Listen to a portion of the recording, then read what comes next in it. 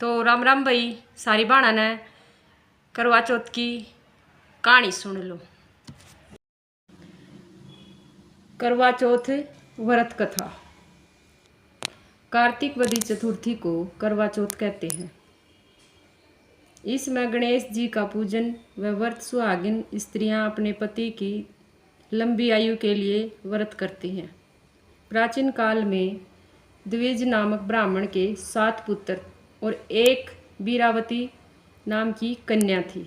बीरावती प्रथमवार करवा चौथ व्रत के दिन भूख से व्याकुल हो पृथ्वी पर मूर्छित हो जाती है, बेहोश हो जाती है। भाई घनी भूखे नहीं रह सके थी। वह 7 भाइयों की एक बाण थी।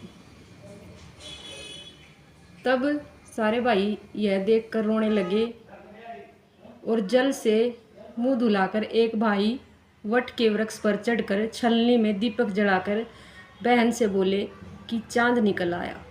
झूठ।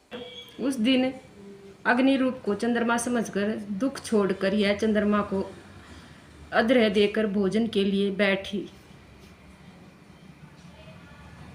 पहले कोर में बाल निकला, दूसरे कोर में छींक हुई, तीसरे कोर में ससुराल से बुलावा ही आ गया।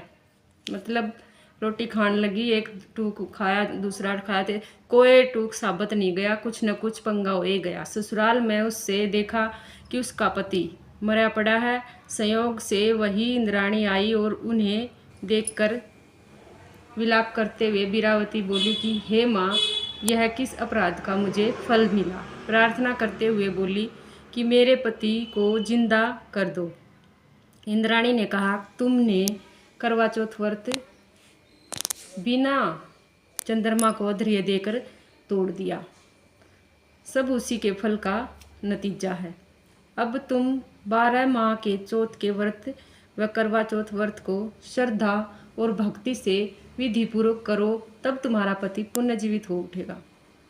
इंद्राणी के वचन सुन बीरावती ने विधि पूर्वक बार बार 12 माह के करवा चौथ व्रत करे और बड़ी भक्ति भाव से किए और इन व्रतों के प्रभाव से उसका पति पुनः देवता सहस जीवित हो उठा और उसी दिन से यह करवा चौथ मनाई जाती है और व्रत रखा जाता है। हे माता, जैसे तुमने बीरावती के पति की रक्षा की, वैसे सबके पतियों की रक्षा करना। इस कहानी में यही समझाया गया है कि व्रत करो तो विधि पूर्वक करो, नहीं तो व्रत ना करो।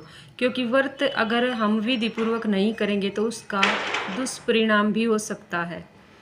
तो भाई इस कथा में यही बताया गया है कि 7 भाइयों की एक बहन थी और जो भूख से व्याकुल होकर ज़मीन पर बेहोश होकर गिर पड़ी। उसके भाइयों से उसका दुख देखा नहीं गया और भाइयों ने उसके साथ छल किया और बोल दिया कि चांद निकल आया है और रोटी खा लो, अपना व्रत तोड़ दो। तो उसने वो प्रयास किया व्रत तोड़ने का और उसके साथ क्या हुआ ये इस कहानी में बताया गया है। तो भाई सबसे यही प्रार्थना है कि दिखावे को छोड़कर अपनी परंपरा को आगे बढ़ाएं, अपने रीति रिवाज, अपने विधि पूर्वक अपने व्रत को करें और दिखावे से दूर रहें। धन्यवाद।